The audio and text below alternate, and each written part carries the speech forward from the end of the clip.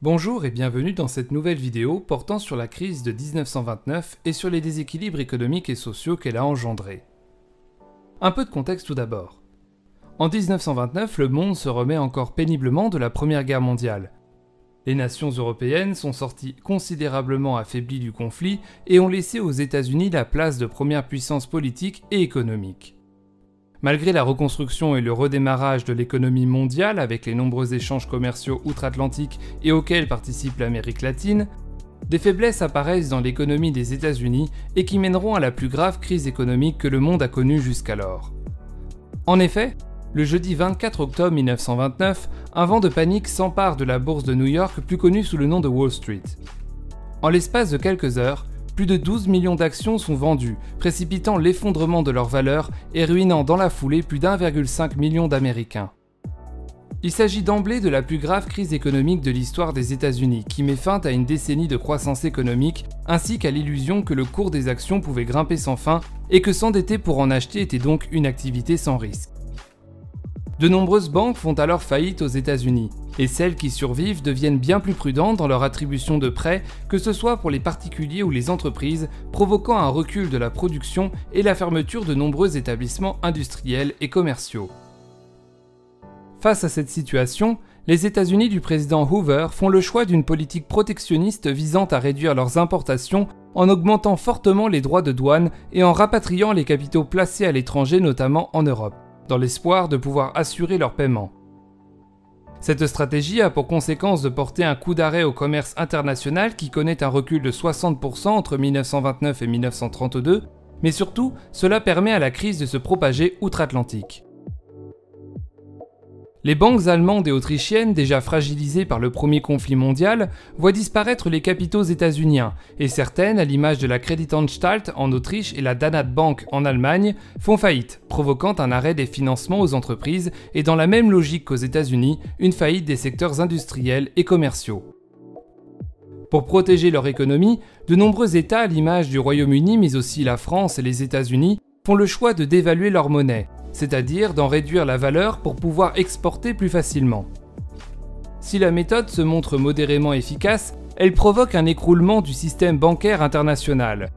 Le système de l'étalon or, dans lequel la valeur de l'argent était déterminée par rapport au cours de l'or et en fonction des réserves du métal précieux détenues par les États, est définitivement abandonné, laissant chaque État maître de sa propre monnaie, ce qui n'est pas sans provoquer une inflation record dans certains États. Au-delà des aspects économiques, le krach de 1929 plonge l'Amérique puis le monde dans une grave crise sociale. Du fait de la fermeture massive d'entreprises, le chômage atteint des taux records.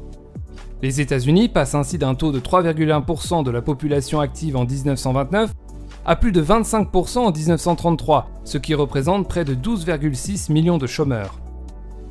En Allemagne, pays particulièrement touché par la crise, le chômage atteint les 44% de la population active. La situation est difficile également au sein des campagnes, où la baisse de la consommation des produits en raison de la pauvreté croissante provoque une chute des prix agricoles.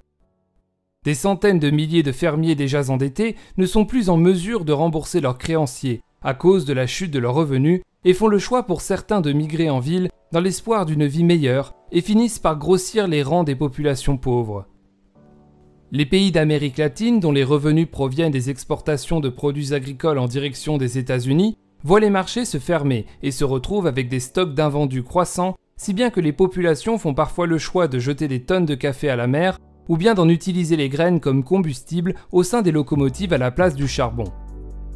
Les camps de sans-abri se multiplient tant aux États-Unis qu'en France et des émeutes ou marches de la faim éclatent jusqu'en Australie pour protester contre la misère et le manque d'action apparent des gouvernements.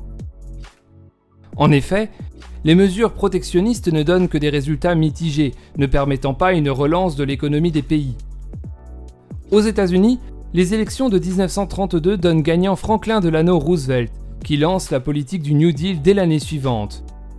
Cette politique se caractérise par la volonté d'accorder à l'État une place plus importante dans les choix économiques. Ainsi, les banques sont mieux encadrées, des subventions sont fournies aux agriculteurs, des politiques de travaux publics sont lancées afin de fournir du travail aux chômeurs qui reçoivent par ailleurs des aides publiques. Le New Deal se veut également favorable aux classes populaires. Les bases d'un système de protection sociale sont jetées et un salaire minimum instauré. Si le New Deal permet d'améliorer la situation économique et sociale puisque le pays retrouve des niveaux de production semblables à ceux d'avant la crise, le chômage reste à un niveau élevé, avec 9 millions de sans-emploi en 1939. C'est finalement la Seconde Guerre mondiale qui permettra au pays de renouer avec la prospérité en relançant durablement l'économie. En France, la situation comporte quelques points communs. Alors que la crise frappe le pays de plein fouet en 1931, l'extrême droite profite des difficultés économiques pour dénoncer l'inefficacité de la Troisième République et gagne en influence. Pour contrer cela, les partis de gauche, à savoir le PCF, le SFIO et le Parti radical, décident de s'unir et fondent le Front populaire dirigé par Léon Blum. Cette alliance remporte les élections législatives de mai 1936 et prend le pouvoir. Cette victoire suscite de nombreux espoirs pour les classes populaires qui déclenchent de nombreuses grèves la même année pour mettre la pression sur le nouveau gouvernement.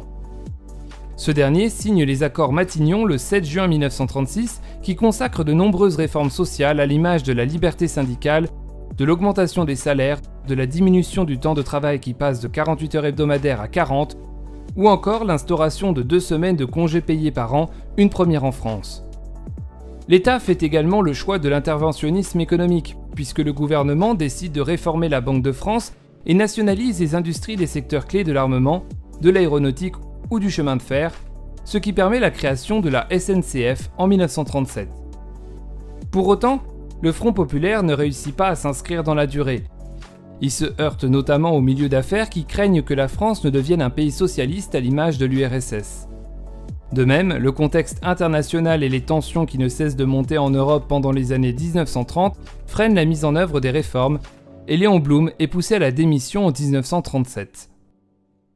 Si les expériences états-uniennes et françaises ont permis à ces pays de surmonter quelque peu leurs difficultés, d'autres États se sont tournés vers des solutions plus radicales.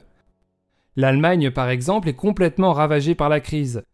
La République de Weimar, nouveau régime en place depuis la fin de la Première Guerre mondiale, ne parvient pas à trouver de solution et la monnaie allemande, le Reichsmark, s'effondre complètement à tel point qu'il faut aller chercher le pain avec une brouette de billets ou qu'il revient moins cher de coller des billets de banque sur des murs pour les décorer plutôt que d'acheter du papier peint. Face à cela, le mécontentement gronde et le peuple recherche un homme fort susceptible de changer la donne. Des hommes d'affaires à l'image de Thyssen soutiennent ainsi le Parti national-socialiste ouvrier allemand, plus connu sous le nom de Parti nazi, dont le chef Adolf Hitler devient chancelier le 30 janvier 1930 après avoir remporté 33% des voix lors des élections législatives de 1932. Il décide dès lors de mettre en œuvre une politique protectionniste et autarcique et se lance dans la préparation de la guerre pour s'emparer de ce qu'il appelle un espace vital pour le peuple allemand. Pour finir, en Amérique latine, la crise laisse des traces sur la politique des pays. Des coups d'État menés par l'armée ont lieu comme en Argentine où José Félix Uriburu prend le pouvoir en 1930, et des politiques d'industrialisation sont menées pour limiter la dépendance des pays à l'extérieur et sortir enfin de la crise. En conclusion, la crise de 1929 vient briser l'illusion d'une croissance infinie. Si le krach se produit aux États-Unis, ses conséquences ne se limitent pas aux frontières du pays et se propagent partout dans le monde. Les conséquences sont bien sûr économiques, mais aussi sociales, avec la montée du chômage de masse, ou encore politiques, puisque la démocratie se retrouve mise de côté dans un grand nombre de pays. Cet événement constitue ainsi l'un des ingrédients de la montée des tensions internationales pendant les années 1930 et débouche, finalement, sur la Seconde Guerre mondiale en 1939. Merci d'avoir suivi cette vidéo, je vous donne rendez-vous à la prochaine, et en attendant, portez-vous bien.